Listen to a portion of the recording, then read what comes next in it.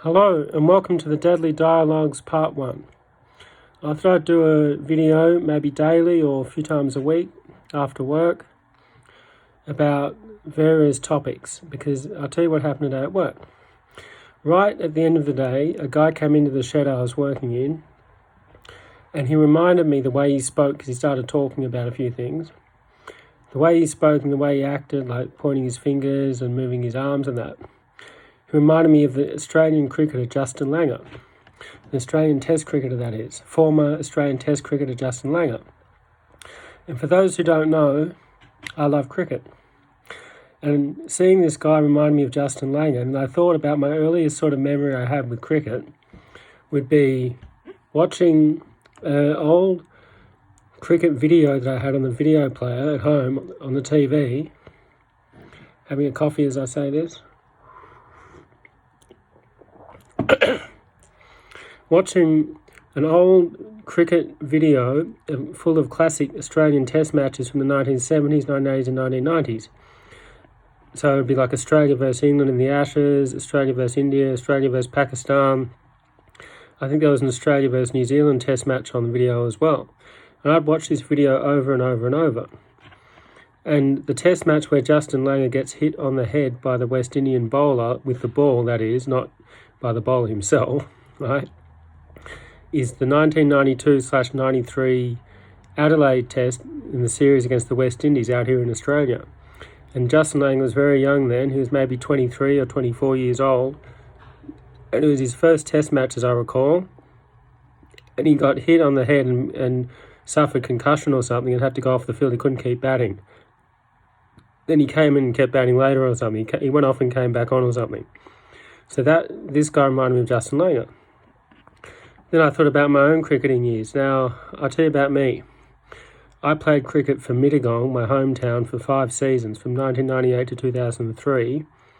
Then I played 1 season for my high school, Chevalier College, in 2004, when I was in year 11. That's the second final year of high school here in Australia. And I ended up playing the 5 seasons for Mittagong. I didn't score many runs, but I opened the batting. And I took about 83 wickets. I remember the number because Dad used to get me to type up all the scorecards on the computer and all the totals of wickets and runs. So I took several dozen wickets in 5 years for Mittagong. Then here's what happened when I played 1 season for my high school, Chevalier College. I ended up getting to the final game of the season. And we were somewhere in Sydney. I forget where we were, but I was playing for the second 11. The first 11 was all the boys in the year above me at high school, like Pat Clayton, Paul Flynn, Chris Boyd. All those guys were in the first 11. I was in the second 11. Anyway, we got to the last game of the home and away season, they call it, the regular season. And I was batting, and we were like 60 for 7, which isn't too good in cricketing terms. For those who don't know much about cricket, we weren't batting too well in our innings. So then I batted and batted and batted, and I ended up hitting 27 runs, which is my top score of all time. So I'm no David Warner or Steve Smith, obviously, but I ended up getting 27. I think I got us up to 135 or something by the time I got out. But I still don't know who won that match, because what happened was, towards the end of the second innings, the opposition's innings, people started leaving the ground. They just thought, the match was a draw, or the match was lost, or the match was over. And I still think we had a chance of winning the match, so I stayed out there in the field. And then I think, I didn't want to come off the field, I wanted to keep playing. That was how I was with cricket. Then, speaking of Chevalier College, my high school, I thought of a funny story today at work, and I said it to one of my colleagues. I said, there was a boy in my year, the Chevalier College Year 12 class of 2005, named Damien Williams. Now, Damien's nickname was Orlando, because presumably he was from Orlando, Florida originally. I think the family's American. Now, Damien Williams came to school one day with a Nokia N-Gage mobile phone, which was like a phone and a portable games console like a Nintendo Game Boy Advance built into one thing. So you could play games and make phone calls and send text messages and do all sorts of fancy things on this Nokia phone. This was a long time before iPhones even existed. But then Damien Williams started going around to everyone asking them what their mobile phone numbers were, and he was the only one with a phone, right? So everyone was like, we don't have phones, Damien. You're the only one with a mobile phone. You can't ring us. We don't have a phone. And it's true. He was the only person with a phone in the whole year. And I think it must have been like 2003 when we were in year 10. So, and then eventually I got a phone maybe the following year when I was in year 11, 2004. I think that's when I got my first phone. And I remember Damien went around to people saying, can he have their home phone numbers to ring them at home off his mobile phone? And people were saying, we're not giving you our home numbers because that's for our parents, right? And I had to say to him, I'm not giving you my home number because that's for my dad for work. And it's true, my dad needed the phone a lot for work in the studio where he worked. He'd always be fielding phone calls, making phone calls, getting phone calls, so he couldn't tie it up with Damien Williams Orlando from my year at high school ringing up just because he could. He never did, because I never gave him my phone number, right? So, what else is there? Work's going great today at work.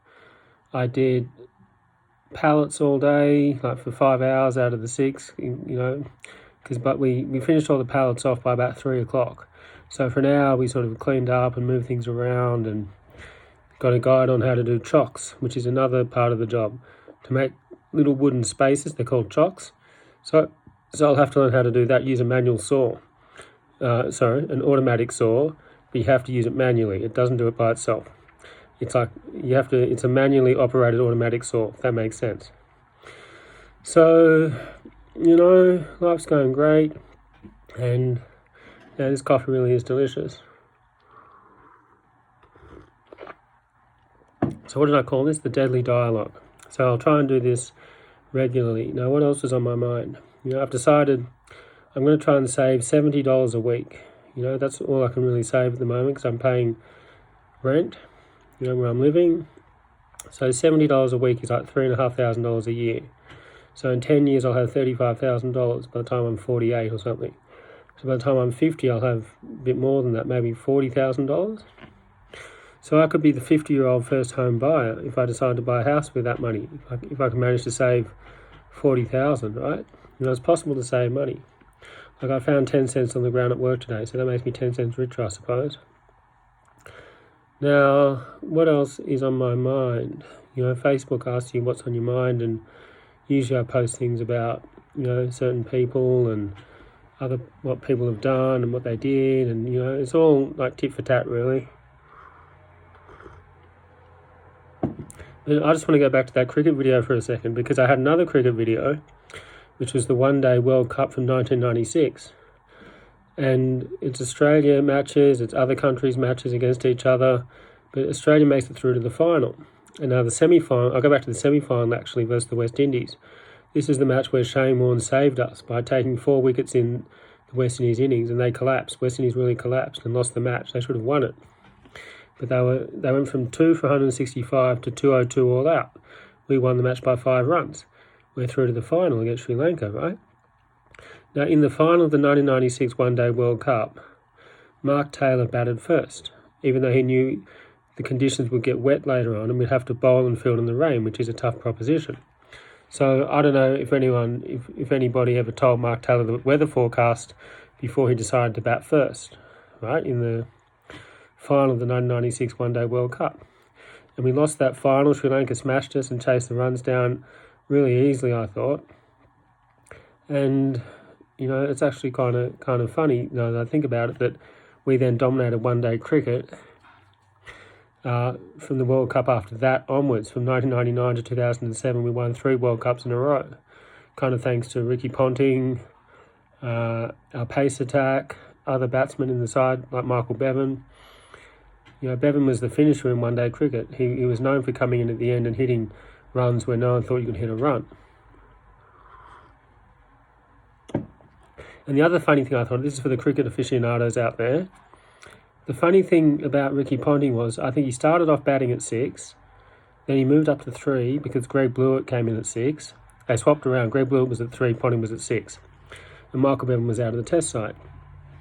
Then it was like a 3-way battle for 2 spots in the Australian test side between Ricky Ponting, Greg Blewett and Michael Bevan.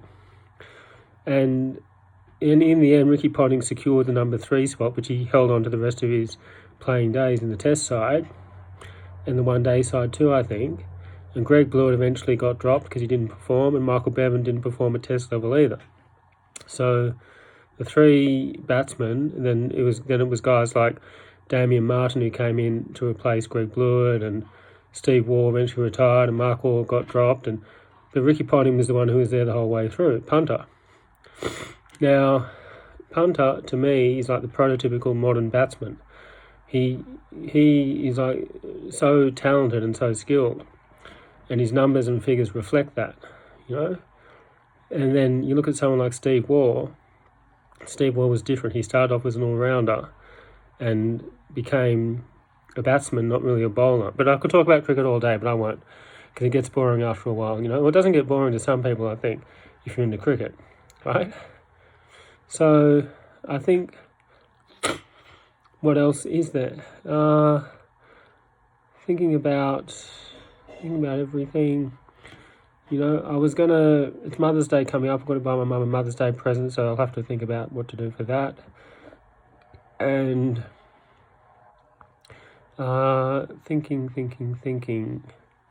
I think that might be about it for now. So what have I spoken about? I've spoken about a few things here. I think actually there's a bit more on my mind.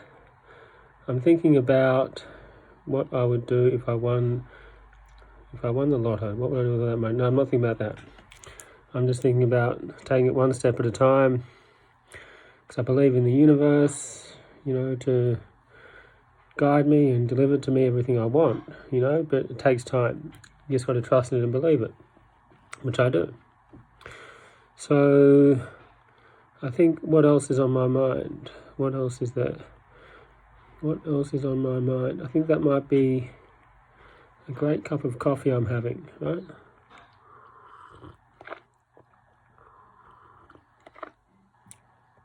So I'm going to start reading a new book. I think I've got a Dan Brown novel around here somewhere.